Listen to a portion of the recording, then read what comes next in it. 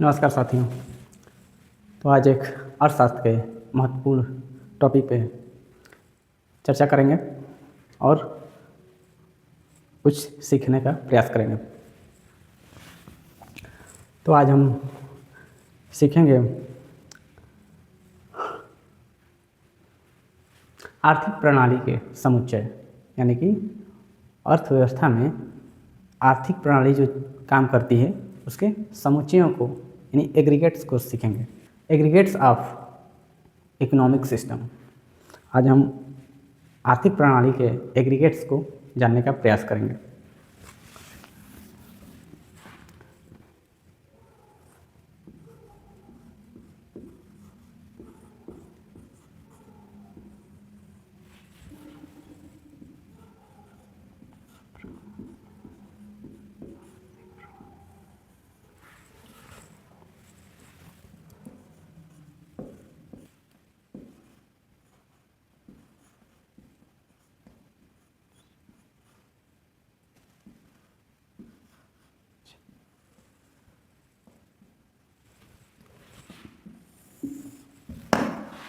Aggregates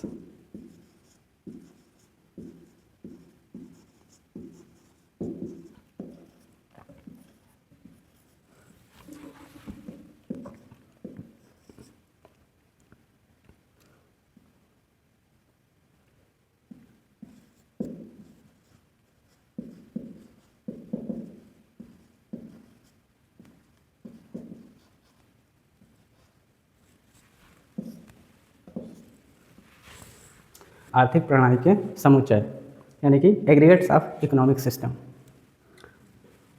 तो आर्थिक प्रणाली के समुच्चय, सबसे पहले ये जानेंगे कि समुच्चय होते क्या हैं। जो आर्थिक प्रणाली के समुच्चय जो हैं उसे कैसे समझा जाए। तो समुच्चय का मतलब होता है कि आर्थिक प्रणाली के जो समुच्चय होते हैं, यानी एग्रीगेट्स होते हैं, वो एक ऐसे चर होते हैं, ऐसे मद होते हैं जो संपूर्ण अर्थव्यवस्था का प्रतिनिधित्व करते हैं, उनका प्रतिनिधि होते हैं। यानी कि जो समुच्चय होते हैं वो एक पूरी अर्थव्यवस्था का वो प्रतिनिधित्व करते हैं, अगुवाई करते हैं। मतलब वो उसके बिना कोई भी आर्थिक चरण संभव नहीं होता है। तो समुच्चय का मतलब यही है। तो यहाँ पे अर्थ देख लेते हैं।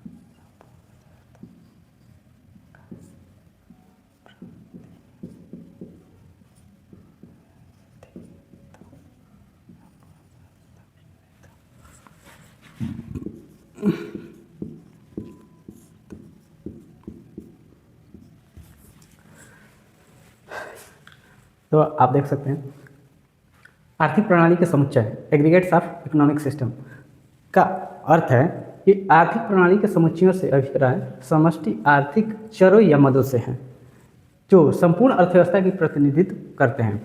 ये ऐसे एग्रीगेट्स होते हैं, ऐसे समुच्चय होते हैं जो कि पूरी अर्थव्यवस्था का प्रतिनिधित्व करते हैं। इनके बिना कोई भी आर्थिक क्रिया संभव नहीं हो पाती है। तो ये पूरी अर्थव्यवस्था में हर जगह इस्तेमाल होने वाले मद होते हैं, चर होते हैं। तो आर्थिक प्रणाली के समुच्चयों में बहुत मुख्य समुच्चय हैं, उनकी हम नीचे चर्चा करेंगे, आगे चर्चा करेंगे हम। आर्थिक प्रणाली के समुच्चयों में जो महत्वपूर्ण समुच्चय है उसमें पहला है समग्र मांग।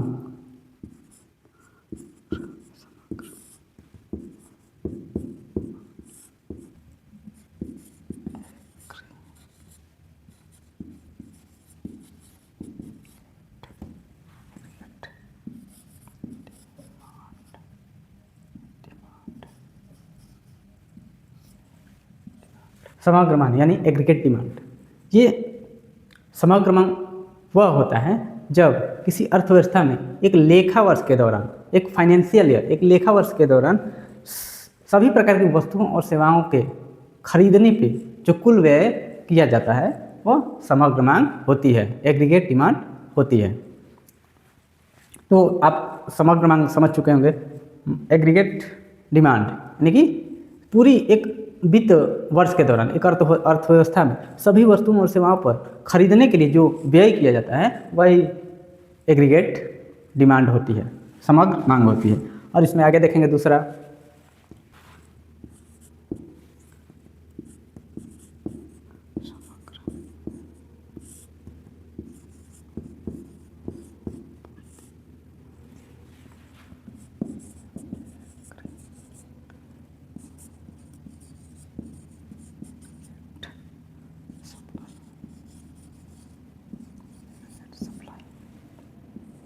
समग्र पूर्ति यानी कि एग्रीगेट सप्लाई।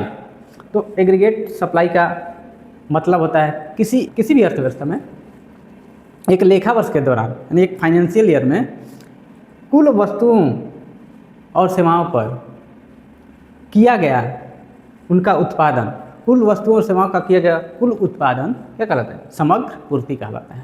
यानी कि किसी एक अर्थव्यवस्था में एक वित्त वर्ष के दौरान, एक फाइनेंशियल ईयर के दौरान जितने भी वस्तुओं और सेवाओं की उत्पादन की जाती है वह समग्र पूर्ति होती है, क्योंकि इसी वस्तुओं और सेवाओं की उत्पादन से लोगों की जो इच्छाएं आवश्यकताएं पूरी होती है।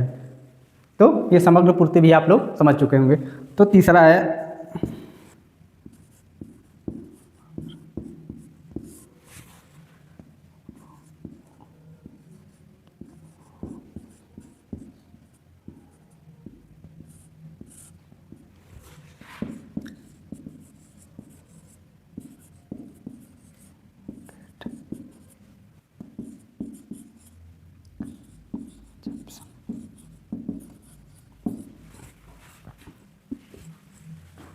तो हमारा तीसरा समुच्चय है एग्रीगेट कंजप्शन यानी कि समग्र उपभोग। समग्र उपभोग वह होता है जब एक अर्थव्यवस्था में एक लेखा वर्ष के दौरान यानी कि एक फाइनेंशियल ईयर के दौरान अर्थव्यवस्था में एक वित्त वर्ष के दौरान कुल वस्तुओं और सेवाओं का उपभोग कितना हो रहा है, ये जितनी मात्रा एक वर्ष के दौरान एक अर्थव्यवस्था में उपभोग होती हैं वो समग्र उपभोग कहलाती है। तो समग्र उपभोग भी आप समझ चुके होंगे। आगे हम देखते हैं चौथा समग्र निवेश।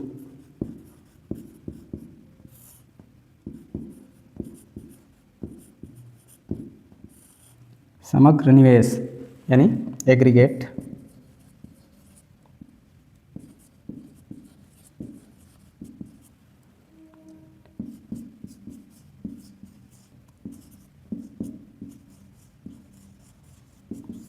समग्र निवेश यानी एग्रीगेट इन्वेस्टमेंट का मतलब होता है कि एक अर्थव्यवस्था में एक वर्ष के दौरान जो उत्पादक होते हैं, जो प्रोड्यूसर होते हैं, वो जिन वस्तुओं पे खर्च करते हैं उनसे उनके जो स्टॉक हैं उनमें वृद्धि हो रही हो। यानी कि एक अर्थव्यवस्था में जो उत्पादक होते हैं वो समग्र निवेश करते हैं। एक अर्थव्यवस्था में उत्पादक अपने पूंजी के स्टॉक में वृद्धि करने के लिए जिन वस्तुओं पे वो व्यय करते हैं या उन पर खर्च करते हैं वह समग्र निवेश होता है। तो समग्र निवेश भी आप समझ चुके होंगे। तो अगला देखते हैं 5वां।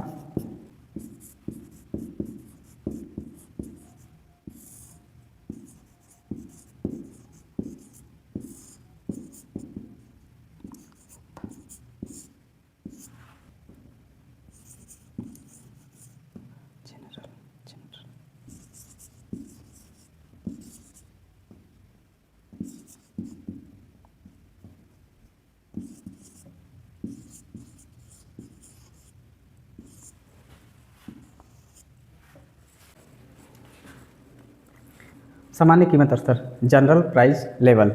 इसका मतलब होता है कि एक स्पेसिफिक टाइम पीरियड में, यानी कि एक विशेष समयावधि के अंत तक सभी वस्तुओं और सेवाओं के कीमतों का सूचकांक होता है।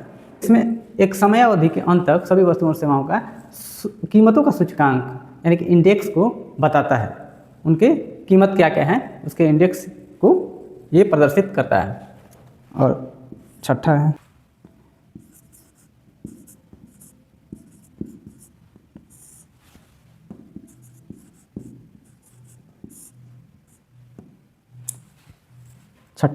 घरेलू आय।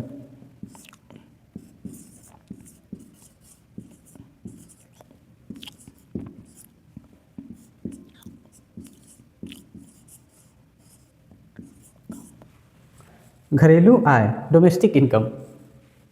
डोमेस्टिक इनकम यानी कि इसका मतलब है किसी भी देश के घरेलू सीमा में या किसी अर्थव्यवस्था के घरेलू सीमा में जो सभी वस्तुएं और सेवाएं उत्पादित की जाती हैं उससे प्राप्त आय डोमेस्टिक इनकम होता है, घरेलू आय होता है। तो घरेलू आय भी समझ गए होंगे आप लोग। तो आर्थिक प्रणाली के समुच्चयों में ये मुख्य रूप से 6 समुच्चयों यानी एग्रीगेट्स का यहाँ पे चर्चा हुआ। आशा करते हैं आप लोग समझ गए होंगे। और यदि हमारी वीडियो आपके लिए इम्पोर्टेंट है, पसंद आई हो, तो इसको शेयर भी करें, लाइक करें। और आप लोग मेरे channel learn with M Kumar के साथ जुड़े रहें। आने वाली हर एक वीडियो आशा करते हैं आप लोग के लिए महत्वपूर्ण होगी। आप लोगों को कुछ ना कुछ सीखने को मिलेगा मेरे वीडियो से। तो इसी आशा के साथ आपसे इजाज़त लेते हैं। धन्यवाद।